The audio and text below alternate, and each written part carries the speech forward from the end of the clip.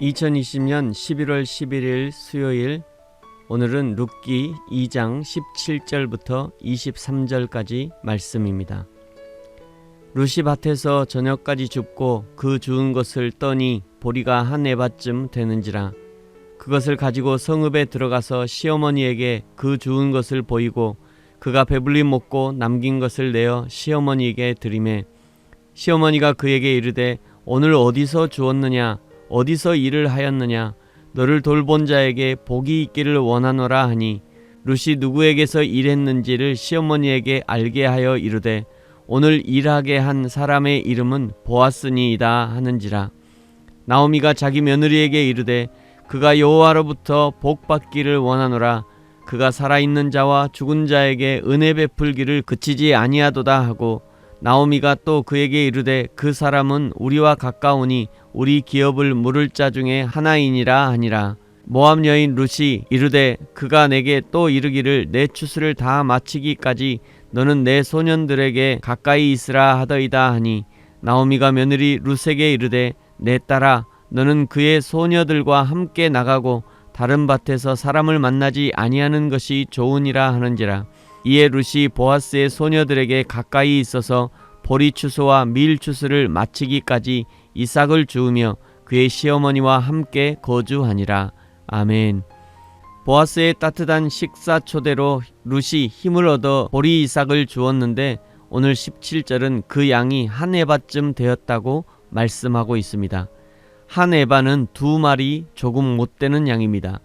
이 양은 보리 이삭을 줍는 자가 절대로 주울 수 없는 아주 많은 양입니다. 그럼에도 불구하고 룻이 한 에바의 이삭을 주었다는 것은 하나님의 특별한 은혜라는 것을 강조하는 것이죠.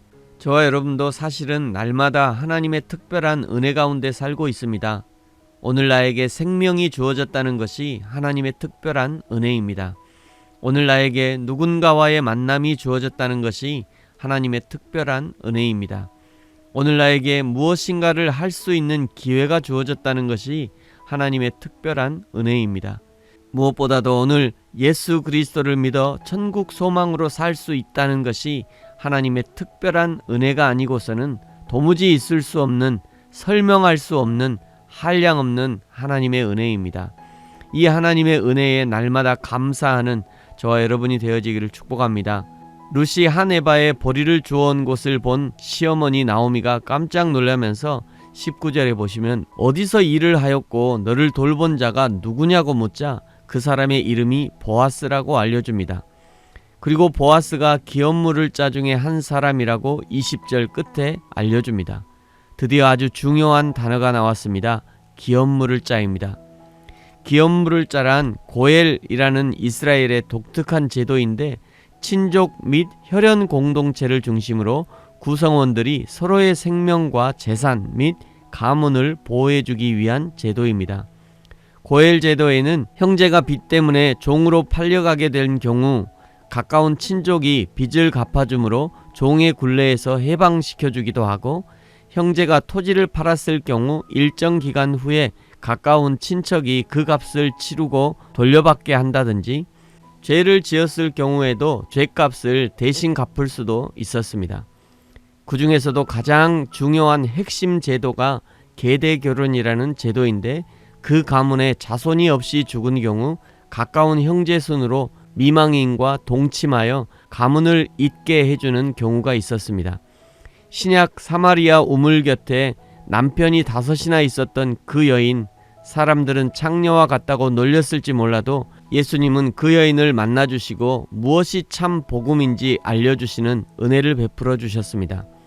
시어머니 나오미가 룻에게 은혜를 베푼 보아스에 대해서 기업 물을 자 중 한 사람이라고 알려주는 것은 앞으로 펼쳐질 룻과 보아스의 이야기를 예고하는 것과 같은 의미가 있습니다. 그러면서 한 가지 당부를 덧붙이죠. 22절, 나오미가 며느리 룻에게 이르되 내 딸아, 너는 그의 소녀들과 함께 나가고 다른 밭에서 사람을 만나지 아니하는 것이 좋으니라 하는지라. 그리고 룻이 시어머니의 당부대로 보리 추수와 밀 추수를 마치기까지 보아스의 밭에서 이삭을 주었다고 23절이 알려줍니다. 지금 룻기의 시대가 사사기의 시대라는 것이 중요합니다. 사사기의 시대는 사람이 각기 자기 소견에 옳은 대로 행동하던 시기입니다. 여호와 하나님이 왕이심에도 불구하고 하나님을 왕으로 섬기지 않고 모든 백성들이 자기 생각, 자기 상황, 자기 감정, 자기 이익이 왕이 되어서 자기 소견에 옳은 대로 행동한 것입니다. 그런 상황 가운데 룻이 그 어머니의 말씀에 순종함으로 추수가 끝나기까지 어머니와 함께 거주하였다는 것은 사사의 시대, 암흑의 시대에 빛나는 새벽별 같은 룻을 보여주면서 동시에 이스라엘이 어떻게 살아야 하는지를 알려주시는 것입니다. 오늘을 사는 우리도 마찬가지입니다. 인생의 추수를 마치기까지 여호와 하나님과 함께 동행하는 인생이야말로 가장 아름답고 복된 인생일 것입니다. 사랑하는 성도 여러분, 저와 여러분이 우리의 왕 되시는 여호와 하나님만 섬기며 사시기를 축복합니다. 하나님의 말씀에 순종하며 사는 것이 복된 인생입니다. 여호와 하나님을 예배하며 사는 인생이 축복된 인생입니다.